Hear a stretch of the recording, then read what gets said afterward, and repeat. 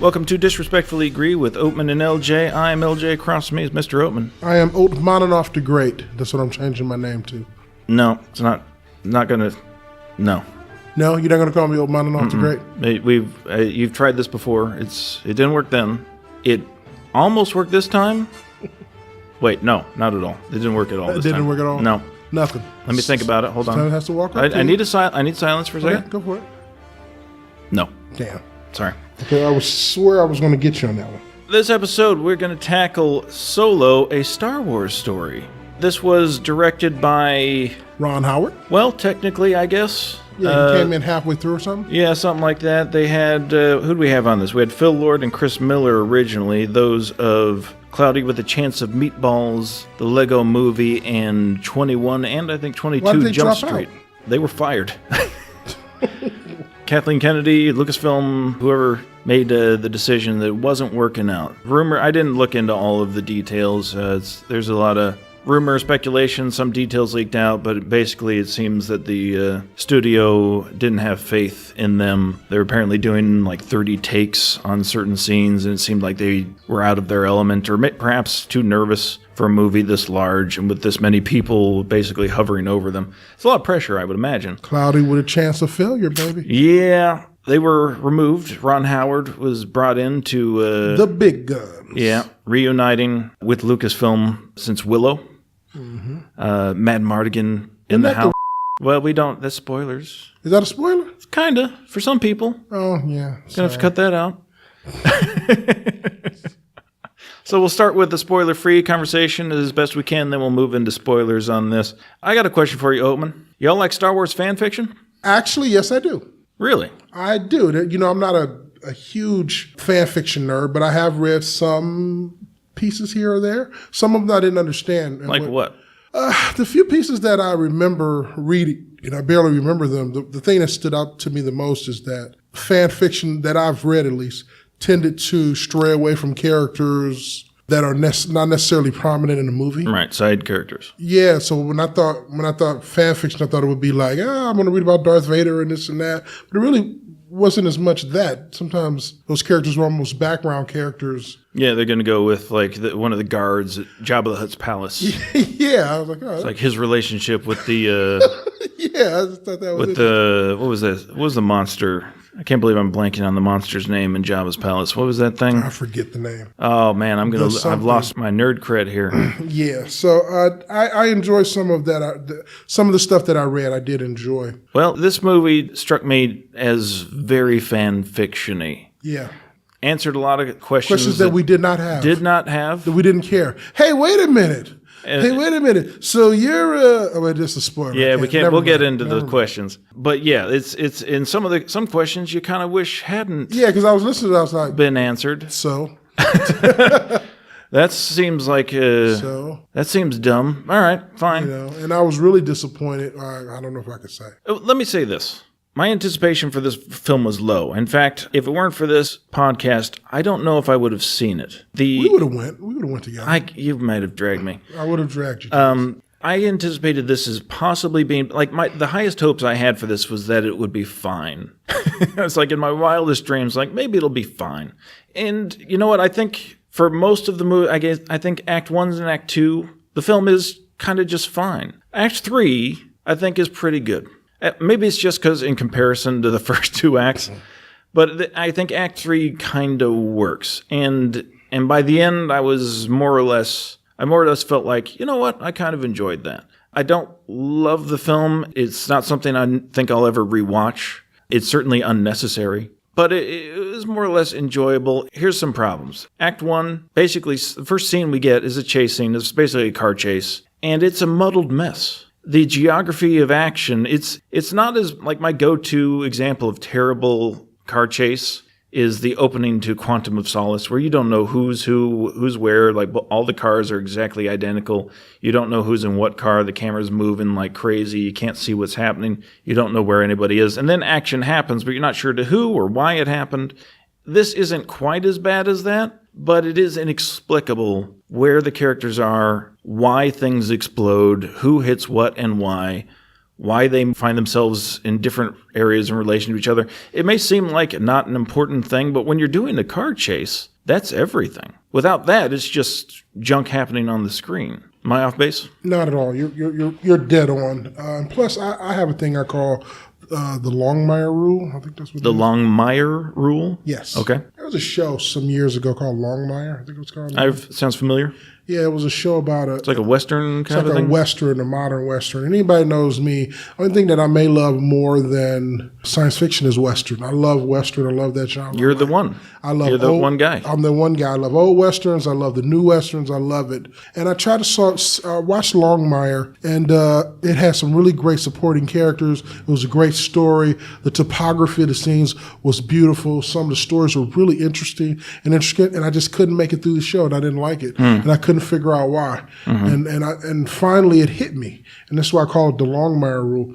When you go into something called Solo or Deadpool or something like that, you have to, on some level, fall in love with the main character. Yeah. There has to be something that is almost... This is a problem with a lot of modern day TV. Yeah, it almost has to be ethereal. There has to be a connection that you make with that character. And what happens sometimes, even when the film is bad, if you're in love with the actor or feel a bond, like I'll give you a great example. I dislike what DC has been doing. Not that it's been terrible. I just don't think it's very strong. It's been kind of terrible. But I'll tell you what I do like. I like the Superman. I hated the one Superman that they had one back ago. Roth. Yeah, nice try.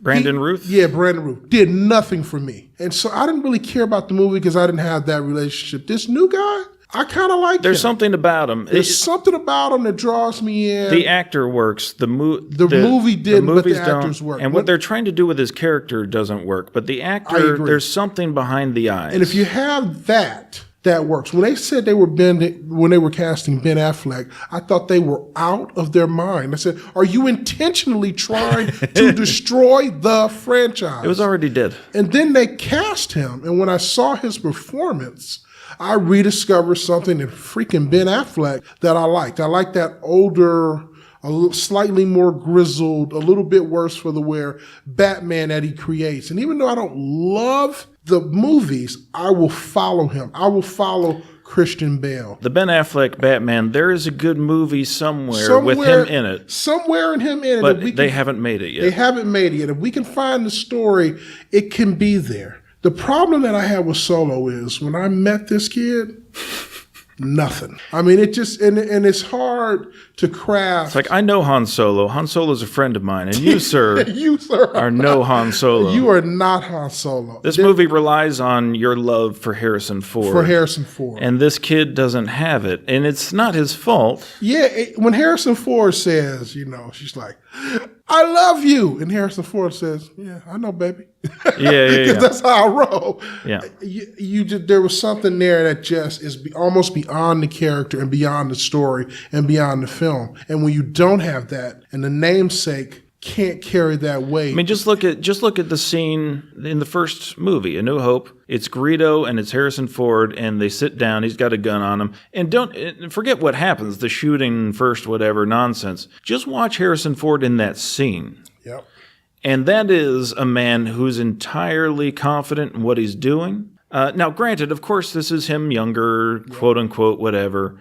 So he's not there yet, but it's almost not the same character anymore. Really is. And it just didn't grab me. And I was like, the guy, and you can tell the kid is doing the best he can. And he's a good actor. I'm not saying it was bad acting. He's a good actor. It's a fine movie, except it shouldn't be called Solo. It has no it factor to me. I thought Donald Glover was passable, but I'll admit I was disappointed. I admit I was too. He was passable. He was solid, but I tell you what, he wasn't Billy D. Williams. No, he was not. He didn't have that. There's a certain embrace of cheese. Yeah, that is Billy D. Williams. Billy D. was perfect. Yeah, I mean, that pomade finger rolls. The thing we just don't have anymore is we don't. I mean, there was a. It's a Shatner-esque yeah. cheesiness to Billy D. Williams that is that character. And what you get in Donald Glover is you get an actor trying to do an impression. Yeah, or trying to create a well-crafted, deep, psychologically complex character as opposed to a cheese-a-thon. Sometimes you just need William Shatner up there just being William Shatner. You know, it's not that. Like Billy D. Williams was one of those guys where he came in and he was like, I don't know who the hell this Lando Calrissian character is. I'm Billy D. Williams, and I just happen to be wearing a cape. I'm going to be Billy D. Williams. Exactly. I'm bigger than the movie. I'm going to be me. That's the brilliance of Shatner. When Shatner comes in, he may be T.J. Hooker or Captain Kirk, whatever, but he's always Shatner. Yeah. I mean, there's no better role for Shatner than Boston Legal. Exactly. When he comes in, he's like, I'm Shatner. This is what I do. This is me. And we didn't have any characters here in a way who were bigger than the film. No. We just didn't have that kind of charisma. And I love Donald Glover. I don't like him. He's love great. Donald Glover. He's great. Great. And this, he's okay. He's solid. When Paul Bettany is stealing scenes from you. Yeah. I mean, nothing on Paul Bettany, but Paul Bettany seemed to know what movie he was in. Exactly. He got it.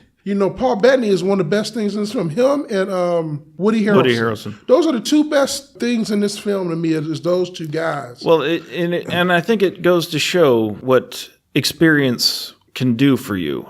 I mean, with Harrison Ford, he was not young when he first got that role. He was one of the oldest guys on set, and he even had a romance with a 19-year-old Carrie Fisher or something of that. And I think he was 35 and married or something like that. Well, I don't want to tell tales out of school.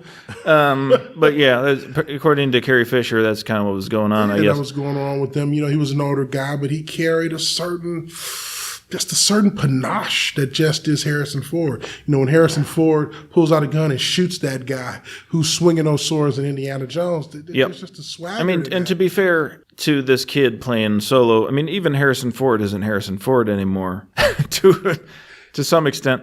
But there's still, but there are still examples of Harrison Ford being Harrison Ford late. Sure. Like that entire series where he plays the spy. He's great in those films. And he's a different kind of Harrison. Sure, but that's still like 20 years ago. Yeah, that's true. Yeah, fair point. I mean, this is the era of Ender's Game. Well, I'll tell you what, and I liked him better in the new Star Wars. I thought he was better. Sure. Yeah, and JJ actually made a point apparently of being like, look, Harrison, we need Han Solo back. We got to tone back that gravel voice that you're doing, that angry old man stuff you've been doing. We got to get back to that higher registers. Apparently he had a conversation with Harrison on this one. And unfortunately, this kid he's not up to it. They cast the hot young actor. I'll tell you what. They didn't cast Han Solo. What's the kid? Is it Adam Driver? What's the guy who plays Harrison's son? Yeah, I think it's Adam Driver. Kylo Ren. He has some kind of weird thing going on with him, but it's unique. I don't know if it's charisma, but it's off. It's just off kilter. He's off kilter, and you got to look at him, even in a Steve Buscemi kind of way. But there's something weird. There's something going on. That this kid. I don't know that I always like it, but exactly. I'm not sure that I'm buying into it. But there's something. He's trying something. But it's distinct, and it's. But the issue there is Kylo Ren. He gets to create that character. Yeah. Harrison Ford created this character. Billy D. Williams created that character. I mean, we're limited here with what we can do. Not really, though. I mean, these guys are. Well, I guess, but there are a lot of examples where people inhabit a character that has been iconic before them, and they Star Trek, William Shatner, Chris Pine as the new Shatner. Great. He did, and he's following William Shatner. He did the unthinkable. And he was great. And he was great. The new Spock was great. Clinton. True, yeah, that was also the impossible. Nobody has done a Vulcan, with the exception of the guy who plays Sarek, his Spock's father. Yeah. Those are the only two Vulcans that have ever been convincing. Nimoy. I wouldn't go that far. Oh, come on. We can't get into the Tuvok conversation. I like Tuvok. You're out of your goddamn mind. I like Tuvok. All right, but moving on. I like the chick from Sex and the City. I thought she was good. She was okay. Yeah, I thought Kirstie Alley was all right. Kirstie Alley was pretty decent. I gotta admit, yeah, you're right. All right, fine. I'm gonna take it back. I'm being a little hyperbolic, but replacing Nimoy, that's crazy. It's crazy. Replacing Shatner, crazy. I like replacing McCoy. The new Scotty's great. New Scotty's good? Yeah, and where did where did they get the guy who played Bones? I never heard of the guy. He's perfect. It's like he's been waiting his whole life to play that role. When they cast Dredd, to play that guy, I'm like, are you out of your mind? He's great. like beefcake New Zealand guy. And even though I wasn't crazy about the film, Which movie we're back to Solo? I was going to say I like the new Khan. I like. Benedict Cumberbatch is great. Yeah, but he's that one's tough because Ricardo Montalban. Nobody's better than Ricardo Montalban. But I thought he brought something. He did bring his own thing to it. He brought his own. There's a case where somebody now that movie isn't very good. Yeah, it's not the greatest film, but he's good in it. But that's the alternative to what we're seeing in Solo, which is all right. Well, do your thing. Yeah. You're not going to be Harrison Ford. You're not going to be Billy D. Do your thing instead. Well, he doesn't have a thing. He doesn't. There's no thing. No, he doesn't. He's just a young kid who's with a smile. Hey, I got swagger. I guess. Yeah, I guess. if you say so. I guess. The script says you do. Yeah, I was really liking the Wookiee more. Chewbacca is better. Is better in this than him. To me, I like Chewbacca. Chewbacca has like dialogue. Like he is. Yeah. He gives a monologue on occasion. Absolutely. And you're just kind of sitting there like, you know what? This should be dumb. I thought the robot was more interesting. I got a problem with the robot. I like the robot. It's a little too cartoony. It was cartoony, but I liked it. I was digging it. That whole rebel. Yeah. Train robbery was no good. It wasn't no good. It was just rote. It was. Yeah. If you're gonna do like a this is Star Wars, you're gonna do a train robbery scene. Let's make it spacey. Let's do some kind of. All it did was just turn sideways, which is cool. What bothered me the most about it is, and I don't know if we get into spoilers. Oh, I guess we got to go into. All right, we've talked enough. Spoiler section, everybody. The Full on death spoilers. Scene of who's the black chick? Oh, Tandy or Tandy? Yeah, Tandy Newton. Ridiculous. It was ridiculous. It makes no sense. None. It makes no sense. While she was there, I was like, okay, they're clearly telegraphing she's going to die. Why was she there? Yeah. Why did she? What is accomplished by setting up those charges? Well, here's the thing. Well, I know I guess it drops off, but why does she have to commit suicide? She doesn't.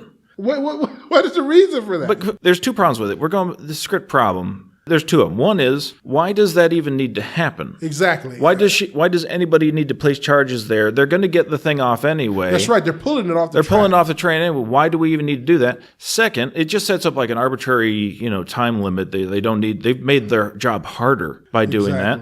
Two, so she doesn't need to do it. And script-wise, they want her to die for a reason, which is apparently to make us feel something, or Woody Harrelson feel something, do something with that character. But it doesn't pay off. But it doesn't. Because the very next scene, Woody Harrelson is upset for all of 15 seconds. Yeah, he's like, hey. Then he's over it. Yeah, it makes no sense. And then it's back to, all right, Han, you're a good guy. Let's go do some stuff. Yeah, it was just strange, and it made no sense. It provided we'll talk about fridging in the next episode. Well, that's not even fridging. That's just stupid. It's just, but it's there supposedly, even if they're going to do this dumb thing, it's there but that's not to motivate something. But it's not, though. It's clearly not. I know it's not, but that's why you do that. Yeah, and they didn't even do that. Yeah, I don't know why they did that. It just was. It made no sense. I was just like, what are they doing? And it's Tandy Newton. Why? She's good. Character. Yeah, she's a good actor. Yeah. She's something. There's something was to missed her in the film. She was after she left. Her charisma was missed.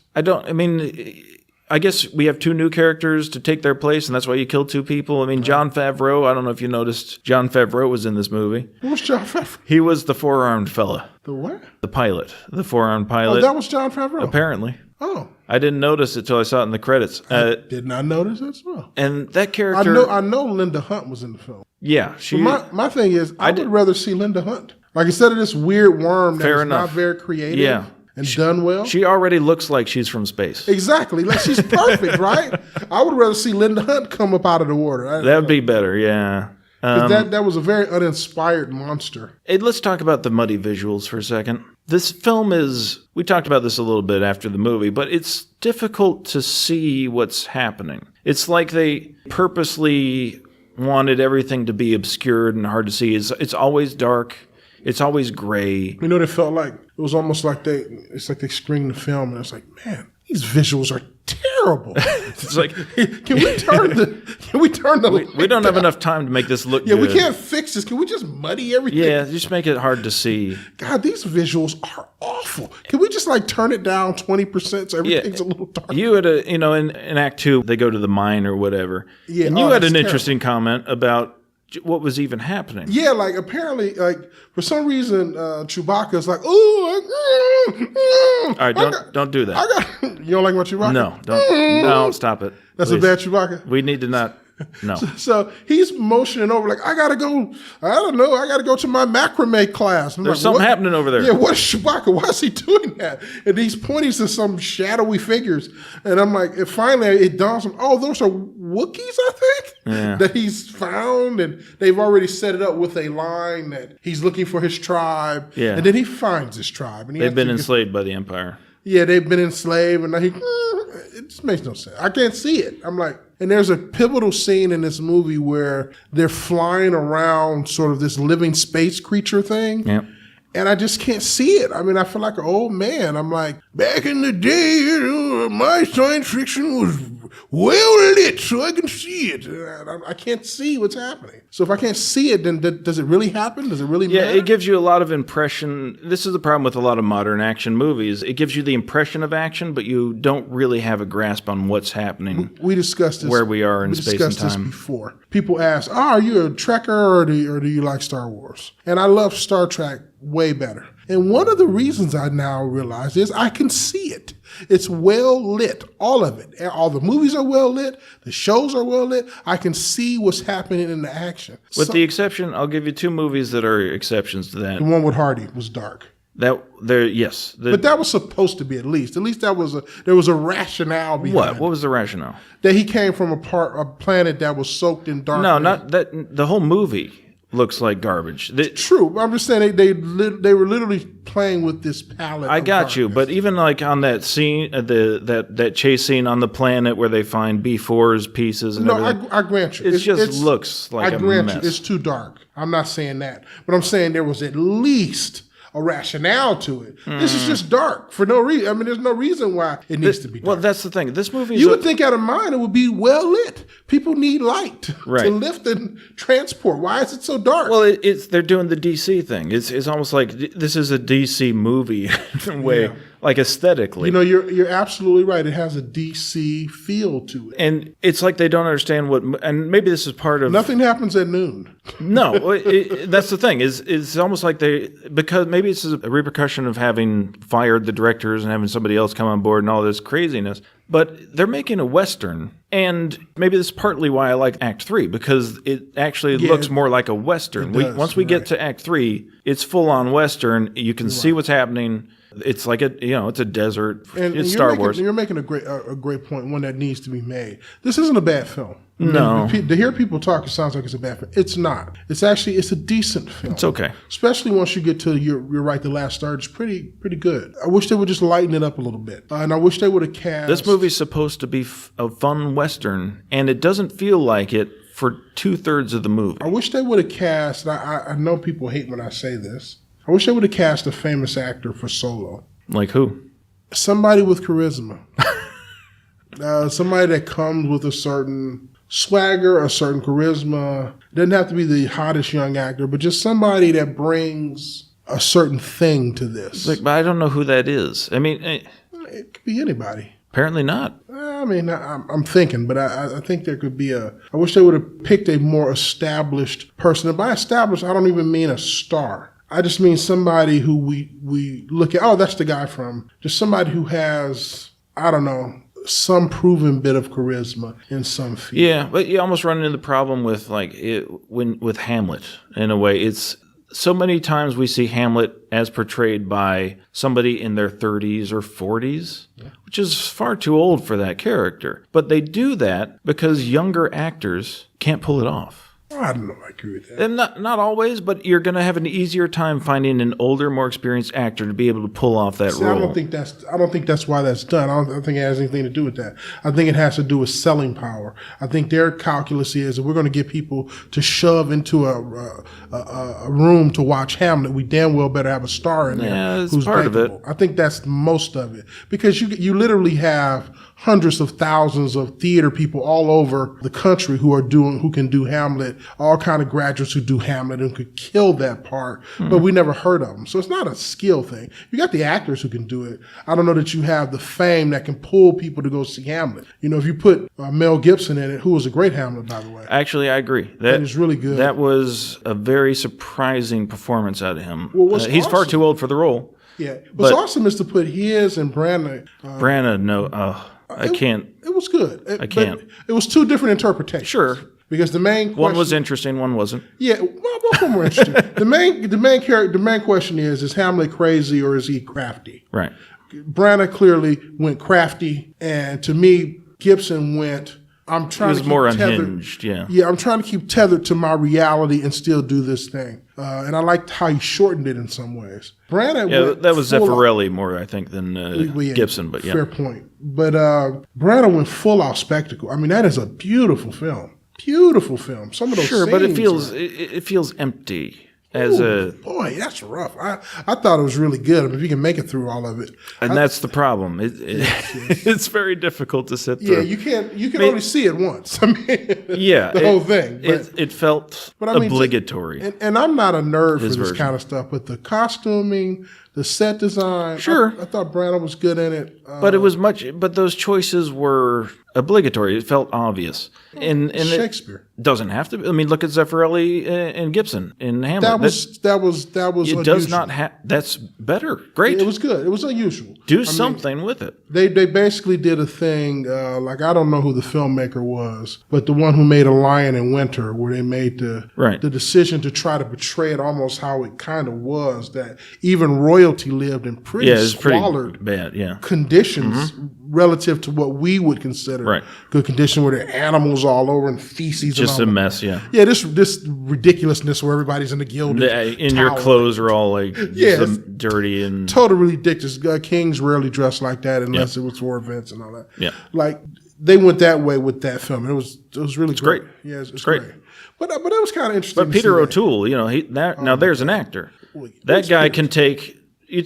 Peter O'Toole's a master at taking what could be absolutely mundane dialogue and spinning it into gold. He's Shatner.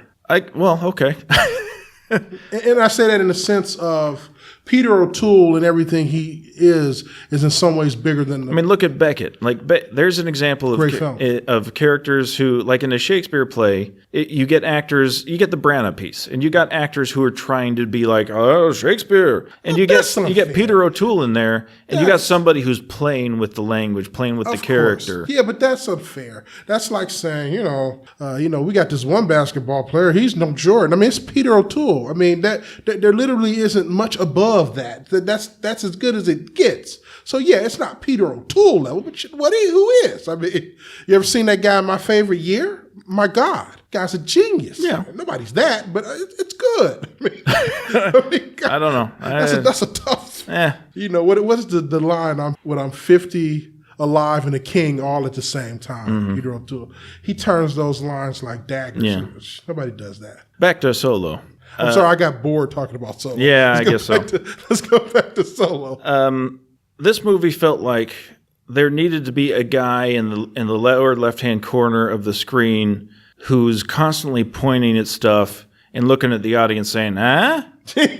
Huh? Right? Yeah. Right? Remember that? See? Remember that thing? It did you mentioned this, and it's very true. How they'll take that John Williams score, or was it Williams? Yeah, they'll Williams sting now and again. And they'll just sprinkle it in. Right? Because the score otherwise is so mundane and nothing. It was those moments where, like, you get into cockpit or Solo sits down in the pilot seat and you get that da-da-da. It's that Star Wars bit. But they didn't even exploit that, though. Like that scene, like I say drain that scene. That scene when we get him sitting there for the first time in the Millennium Falcon, flipping the switches. I mean, make that a moment. Yeah. And it kind of wasn't. It was sort of like, You know what was a moment?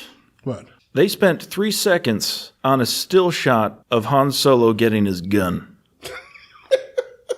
As though that were something we needed. Yeah, it was. Hey, I'm going to toss you this gun, and he holds the gun for 3 seconds. We see a shot just of that gun, and that's when we need that guy in the corner. Huh? Right? Huh? Right?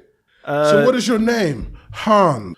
Han. What is your family name? I don't have anybody. I don't have a family. Han. This'll be stupid. I'm going to accidentally give you this cool. It's almost like the guy's like, all right, I'm gonna hook you up, kid. I got you. You. You want chicks, my friend? you like women? I'm gonna hook you up, bro. Hooked up. Han Solo. Boom. What do you think, huh? Right. Huh? Right. And you need that guy in the corner. Huh? And they never explain either. Not that I'm nitpicking, but they never explain like, yeah, that's one scene where he's like, he meets his girlfriend because they get separated when they're trying to get off of this planet. And then they say, 3 years later. And then he finally meets her at a party. He's like, hey, I was doing this one job. And then I was coming back to get you after 3 years, 3 years, bro. on a dirt ball of a planet where clearly I'm being exploited. But after 3 years, I was going, really? That what we're doing? This movie is confusing because obviously this is a family film, so they can't go into everything she's done, but she has clearly been exploited and used. Right. Yes. She's a sexual prop. And yeah, she is burned. She had to murder people. She has been forced to do many horrible things. Horrible things. And she sees this guy and she's all smiles. Exactly. She's all smiles. It makes no sense. And he's all like, oh, whoa. What's up? It's been 3 years. I was going to be right back, I swear. After 3 years. And she's like, yeah. Forget all that. How you doing? Glad you got out. How you doing? Wow, this is great to see you. What's up, dog? It was like it was the Woody Harrelson moment where his wife or partner boom, right on. just died, and he's moving on. So many of the emotional beats of this movie ring so false and hollow. Yeah, I agree. And even a good actor like Woody Harrelson can't pull that off. I almost feel like maybe they screwed, he's a victim of the editing here. Like that scene, there's more to that scene, either before or after. There would almost have to be, right? There has to. I mean, I imagine they're like, look, we got to move this along. Look, it's over. We gotta move on. But I think they would have done themselves well to add an extra 6 minutes to the film to give us that smoother transition. Something. It's those important moments that are It would have been even nice when Solo meets her and, hey, I ain't seen you. And she slaps him in the face. Just give us that. And then he has to come back to her and give us a couple minutes. Something, yeah. The relationship has nowhere to go because it already starts off on we're back and in love, and there's like a little bit of wavering here and there, but there's no arc for that relationship until the end where the obvious happens, where we know they can't be together because we know there's Princess Leia and he's alone anyway, so this relationship can't happen. And we've all seen Game of Thrones, so we know what she's going to do. I thought that shooting was kind of quick, too. The shooting? When he shoots Woody Harrelson. Oh, well, that was... and that's disturbed me a little. Well, that's the Greedo thing. That's the trying to make amends for what George Lucas did in the special edition to Greedo, is the shooting first thing. Han shoots first. That's the... Surely you've heard this. No. The whole controversy when the special edition came out was that George Lucas changed that scene with Greedo to Greedo shoots first but misses, and then Han Solo shoots Greedo to kind of soften him, I guess, to make him seem like less of a murderer. Yeah. But Han Solo's a murderer. He will kill you. That's what makes that first movie work. One of the things that makes it work is like, this guy's scary. You don't mess with this guy. He's edgy for real. And so I think that He's a survivor. Yeah, absolutely. That's the only moment. I think they didn't set it up. Like if they set him up more as a survivor than he was. Yeah, it felt a little. I think you're right. It just felt out of what I was expecting. It's them relying too much on our relationship with the Harrison Ford version. Yeah, that the backstory should be there for us. That we don't have to set that table for you. I guess I get that, but it just when I saw it, it just jarred me a little. I was like, okay, I guess. Yeah, I didn't have much of a problem with that. I mean, even there was a nerd next to me who I think's like, oh, yeah, Han shoots first. I'm like, oh, okay, I get it. But another moment with the guy in the corner pointing at the screen, Darth Maul. Oh yeah, shows up, and if you're looking, you can see. Actor. No, same actor. It's Ray Park. Is that him? Yeah, it's a different actor doing the voice than in Phantom Menace. I think the guy doing the voice, weirdly enough, is a guy who you might remember from briefly from Battlestar Galactica, and he's done a few Star Wars video games where he was the main character. Can't remember his name, but in any case, yeah, there's Ray Park. He looked older, as you might expect. Heavier, maybe. Yeah, I don't know if he's keeping up, but But Darth Maul is eating well. He went through a phase. He's been through some stuff. Yeah, he went through a phase. He doesn't have the same digestive tract because if you look, he's sitting down, and if you pay attention, you can see he's got robot legs. Oh, okay. And it wasn't, and this is the moment where it's the guy pointing at the screen. Ray Park stands up, and they really emphasize in the sound design robot sounding like metal noises when he stands up. Like, this is how a robot stands up. You can hear the robot standing up sound. And like, this guy is a Jedi, and he's going to want silent legs. I guarantee you. These are not. You're doing this because you want the guy in the corner. Why does he have to stand? Why does he even have to stand? But it's the guy in the corner saying, notice the legs? Because he got chopped in half. Remember? When did he get chopped in half? What do you mean? That's what he's famous for. No, but I thought... that's how he, quote-unquote, dies. The sequence is off to me then. Okay, so this happens... In The Phantom Menace, it's the fight between Obi-Wan... Why did I think The Phantom Menace was after this? But no. No, it's long before. That's right, it is. Okay. Long before. So this, if you want to go by like the Clone Wars cartoon, Darth Maul's been back with robot legs before, so I don't know if his legs made noise in that cartoon.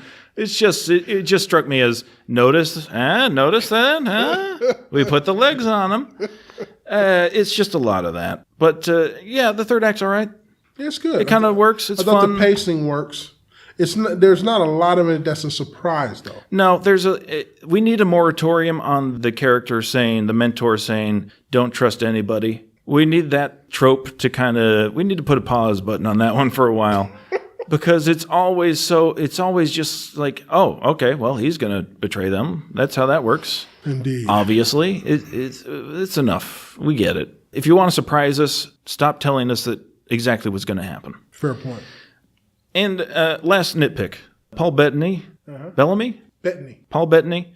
He's got these space knives. Yeah. That once you turn them on and they glow, they have the exact same power as regular knives. It's like they're knives already, and so we make them glow, and now they work exactly the same as knives. I think that's untrue. No. That's how it works. What did he do that was different from knives? I think that I think they have more cutting power.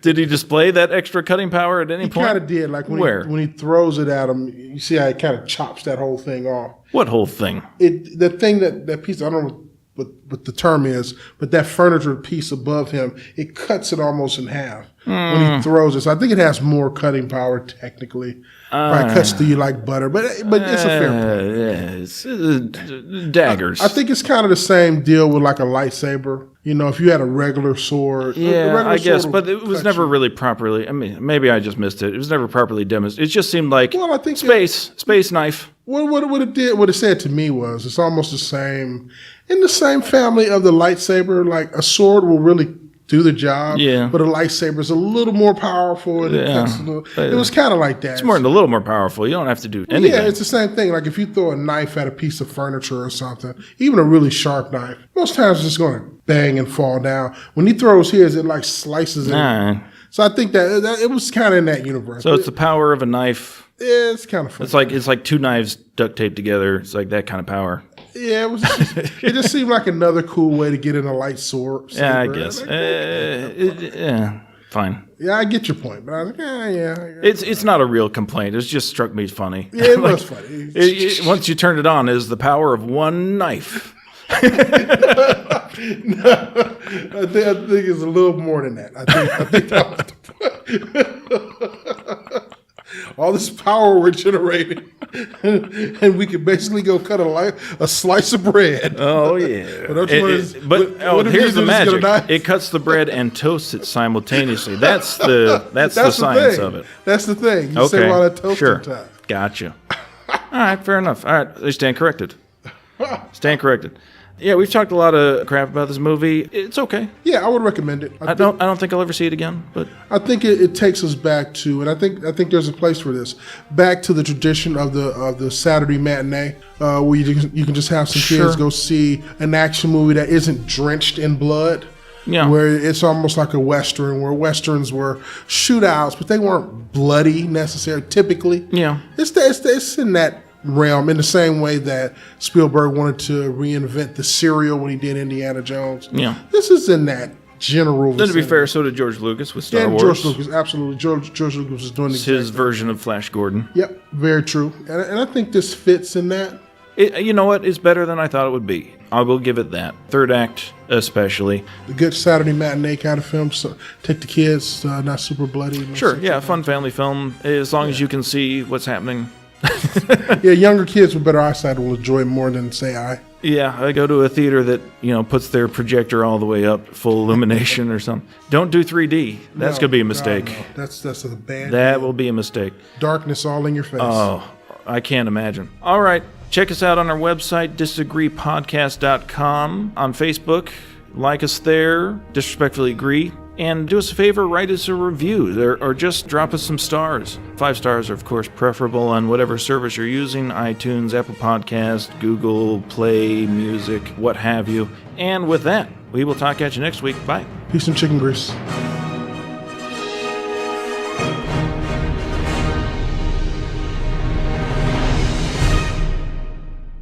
Y'all like Star Wars fan fiction? I actually do. And Son my of a phone bitch. Oh, wait a minute. Let me answer this real quick. Oh. Hey, what's up, babe? Hey, babe, you're on speaker. You're on speaker, too. And not only are you on speaker, you're on the air with me and LJ. Oh, I'm on the air. Yes. Say hello to everybody. Hello, everyone. So what's up, babe? Hi, I'll call back. You sure? Yes. You don't want to comment on Solo or anything? She's more professional than you are. No, I don't think the audience is ready. Okay, baby. I love you, baby. Love you too. All right, sweetums. Bye. Sorry, audience. I apologize. You're a monster. Sorry about that. Is it the case again? Is that what it was? The case confused yeah, you? Well, what it is I got a new case and I can't figure out how to turn my phone off. Because it works differently or something. I thought I turned it. The case did it. Wait a minute. Okay. I'm gonna need you to work with my phone, LJ. To make sure. Okay. I'm back though, guys. Hey. Oh, good. Thank goodness. What the hell were we talking about? We were talking about Solo and do I like fan fiction? Oh, yeah. Actually, yes, I do.